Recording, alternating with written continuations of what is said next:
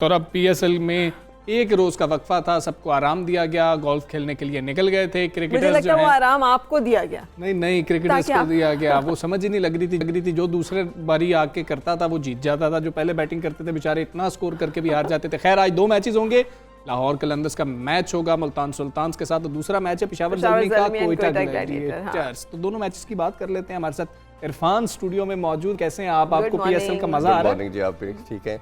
PSL का मजा आ रहा है, इतना टारगेट मिल रहा है और फिर चेज हो जाती है। अच्छी चीज़ तो ये है कि स्कोर अच्छे हो रहे हैं, बट अनफॉर्चुनेटली जो चेज कर रही है वो जीत रही है, उससे इंटरेस्ट लूज होता जा रहा है। उसमें थोड़ा बहुत तो एलिमेंट आ रहा है ड्यू फैक्टर का भी। आल्दो कि कराची का वेदर ऐसा नहीं है कि ड्यू फैक्टर बहुत ज़्यादा है, बट देखने में आ रहा है कि थोड़ा बहुत इफेक्ट आ रहा है, जिससे क्या होता है कि बॉल ग्रिप करने में और सीम बॉलर को प्रॉब्लम आती है।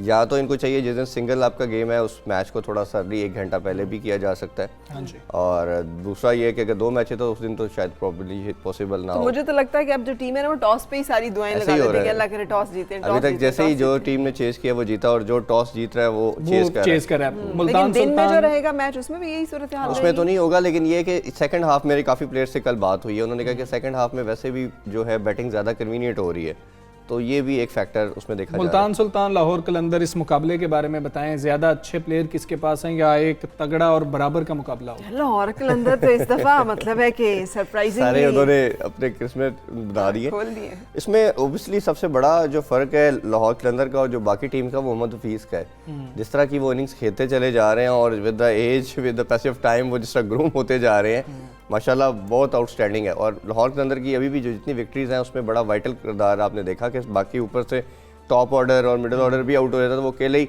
स्टेबिलिटी प्रोवाइड करते थे और टीम को जिता रहे हैं। मुल्तान सुल्तान की आपने बात की, ऑन पेपर सबसे अच्छी साइड नज़र आती है मुल्तान सुल्तान की, बट अनफॉर्चुनेटली उनका क्या है कि कम्बिनेशन नहीं बन पा रहा।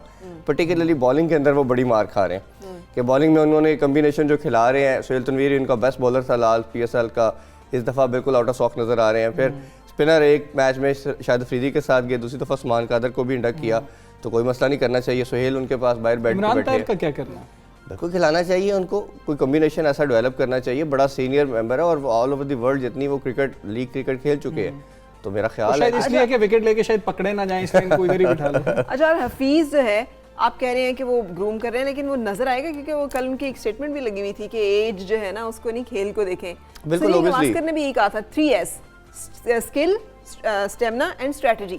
अगर ये तीनों आपके पास हैं, और हम वैसे ही कहते हैं कि एज बिफोर ब्यूटी, लेकिन यहाँ पे तो हमें लग रहा है beauty before age. Even Misbah Haq को भी देखे तो 43 की एज तक खेले हैं, तो अगर if you are fit and you are performing तो फिर कोई रीज़न नहीं बनती। जैसे कुछ क्रिटिक्स ने हफीज़ पे लास्ट 2-3 ईयर्स पहले बहुत बात करना शुरू की थी कि इनको नहीं खेलना चाहिए और इसको भी शुएब मलिक को, दोनों को रिटायरमेंट लेनी चाहिए, बट उन्होंने परफॉर्म करे ना, और वो उन्होंने रिकॉर्ड बना डाला, हाईएस्ट स्कोरर है वो लास्ट ईयर T20 के। तो ये जब सारी आपको आप किस तरह बात कर सकते हैं? और सी कैटेगरी दे रहे थे उस पे आप, मुझे तो बड़ा गुस्सा आया कि यार आप मोहम्मद हफीज को सी कैटेगरी में दे रहे हैं, जो उन्होंने सेंट्रल कॉन्ट्रैक्ट ही नहीं दिया हुआ उन्होंने रिफ्यूज कर दिया ना, वो बात सामने आई। तो ये आप देखें कि मोहम्मद हफीज को सी कैटेगरी में रख रहे हैं, ये कैसा फैसला था? दोनों चीज़ों के लिए बड़ी ज़रूरी है कि आपका बोर्ड अपने जो वाइटल प्लेयर्स हैं, जो परफॉर्मर हैं, जो सुपरस्टार्स हैं, उनको इज्जत भी दे, ठीक है। प्लस उनकी तरफ से भी ऑब्वियसली रोल आता है कि वो भी इंस्टीट्यूट की रिगार्ड करे, बट मेरा ख्याल है हमारी सबसे बड़ी प्रॉब्लम यही है। एक चलानी पड़ेगी कैंपेन, प्लेयर्स को इज्जत दो। नहीं, ये पाकिस्तानी और सब कॉन्टिनेंटल के कल्चर के अंदर ये बहुत ज़्यादा था कि प्लेयर बड़े डोमिनेट रहते थे, वो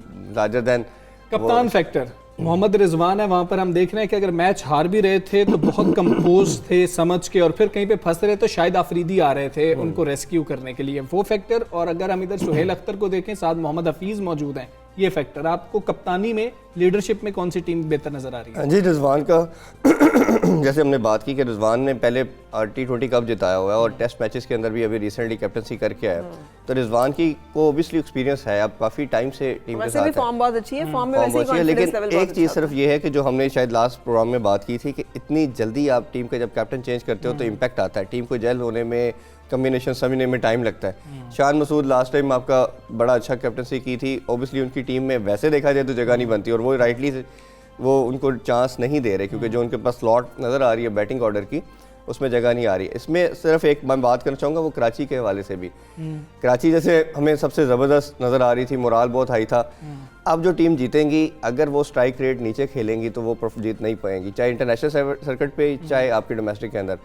इमाम की भी हमने बात की थी सॉरी, कि उनका स्ट्राइक रेट भी जो था वो 100-110 का था, जो बाबर का भी यही था। बाबर हमें सबको मालूम है कि he is the one of the best player, वो आउटस्टैंडिंग क्रिकेट खेल रहे हैं, चैंपियन बैट्समैन है, बट वो जो उनकी स्ट्राइक रेट है वो ओडीआई वाली है, T20 वाली नहीं है।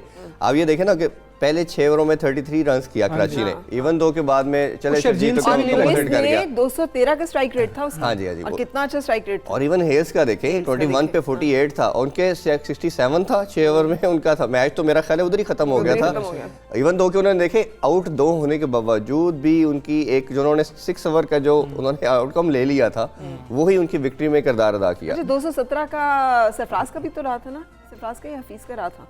हफीज का रहा था, हफीज का 217 था और उसको नहीं मिला था मैन ऑफ द मैच, और रीजर लुइस ने 213 का स्ट्राइक रेट मारा था तो उसको मिल गया था। तो ये बहुत हमें नजर आ रही हैं चीजें। हाँ, ये ऐसे ही है बिल्कुल। ओबियसली ये मैं तो उस इनिंग्स को बहुत हाई रेट करता हूँ, क्योंकि देखिए जिस तरह आपके सारे सराउंडिंग के बैट्समैन पहले मैच में खासतौर पर बात करें आउट हो रहे थे, वो अकेले स्टेबिलिटी प्रोवाइड की। सेकेंड मैच में भी इसी तरह जिस तरह आके उन्होंने चार्ज लिया फ़खर के साथ, तो बहुत ज़बरदस्त था। तो आपको ये देखना पड़ेगा, स्ट्राइक रेट एनहांस करना पड़ेगा, अदरवाइज ये टीमें समझें कि हम वो ओडीआई वाली क्रिकेट खेल के जीत जाएंगे तो बहुत मुश्किल है, आसपास नहीं रह सकता। दूसरा मैच पेशावर ज़ल्मी का है कोयटा ग्लेडिएटर्स के साथ। कोयटा के हम कप्तान को देख रहे हैं, वो फ्रस्ट्रेटेड हैं, वो गुस्सा निकाल रहे हैं अपने प्लेयर्स के ऊपर। प्लेयर्स का मोराल कितना डाउन होगा। और पेशावर को देख लिया जाए कैसी उन्होंने क्रिकेट खेली है, फिर भी उनके साथ एक ऐसा मामला हो गया कि वो मैच जीतना चाहिए था। कोयटा का जहाँ तक बात है, सरफराज ऑन ग्राउंड ऐसे होते हैं। सरफराज को मैं पर्सनली बहुत अच्छी तरह जानता हूँ, वो बिल्कुल ऐसे प्लेयर नहीं है कि वो बाद में या ऐसे एग्रेसिव रहे। मेरा ख्याल है सबसे कूल कैप्टन किस्म का वो इंसान है। तो वो ऐसी चीज़ नहीं है, वो हाइप होती है, ऑन द मोमेंट होती है, वो उस पर ऑफ द मोमेंट हुआ बाद में ख़त्म। जहाँ तक गेम की बात करें तो इनका काफ़ी प्रॉब्लम नज़र आ रहे हैं कोयटा के। सबसे बड़ा प्रॉब्लम उनकी बैटिंग के अंदर, टॉप ऑर्डर के अंदर मसला आ रहा है। अब तो वो भी चले गए हैं, क्रिस गेल भी, फफ डुप्लेसी आ चुके हैं। लेकिन एक पॉजिटिव चीज़ है कि फफ डुप्लेसी जैसा बैट्समैन है वो एंकर भी कर सकता है अपनी इनिंग्स को, स्टेबिलिटी प्रोवाइड कर सकता है। दूसरा, बॉलिंग में बड़ी वीकर लिंक नज़र आ रही है इनकी कोयटा ग्लैडिएटर की।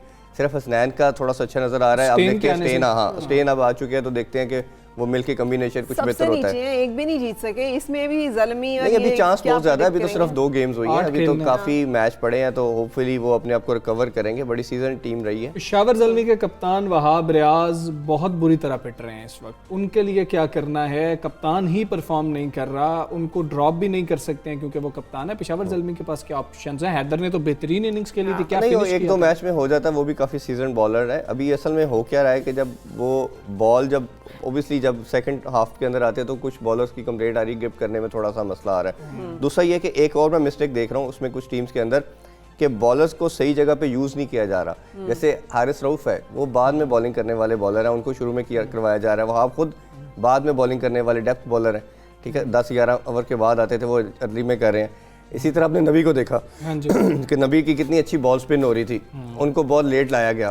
अगर इमाद ने खुद उसने एक आउट करके फिर लेट आए इस्लामाबाद के मैच के अगेंस्ट। तो ये कुछ चीज़ों के कम्बिनेशन के अंदर नज़र आ रहा है कि वो बड़ा आपको वाइटर रहना पड़ेगा, बड़ा ऑन द टोज रहना पड़ेगा, राइट टाइम पे राइट डिसीजन करने पड़ेंगे, अदरवाइज तो 1-2 ओवर आपको गेम ले जाता है। जिस तरह अहमद यमीन का ओवर आपकी गेम को ले गया। प्लेऑफ्स में तो 50% जा रहे हैं और फाइनल में 100% जा रहे हैं। जी जी जी। तो प्लेऑफ देखने जा रहे हैं आप या फिर फाइनल देखने जा रहे हैं? वो हम बना लेंगे प्लान। हम प्लान इंशाल्लाह कर लेंगे और इंशाल्लाह हम उसको देखने के लिए जाएंगे। उम्मीद करते हैं कि आज के मैचेस बहुत अच्छे होंगे और वो टीम जीतेगी जो अच्छा खेलेगी, ना कि वो टीम जीतेगी जो दूसरे नंबर पे आके खेलेगी। बहुत शुक्रिया इरफान, आप RPSL के हवाले से जो है हमें अपनी माहिराना राय दे रहे थे।